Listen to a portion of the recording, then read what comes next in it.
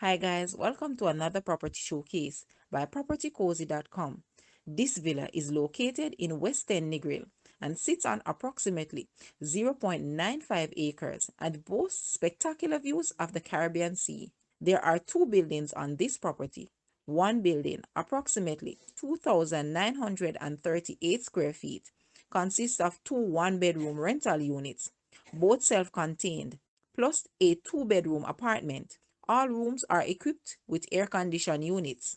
The second building, approximately 4,165 square feet, has two two-bedroom units, one one-bedroom rental unit, plus a staff area, all currently rented.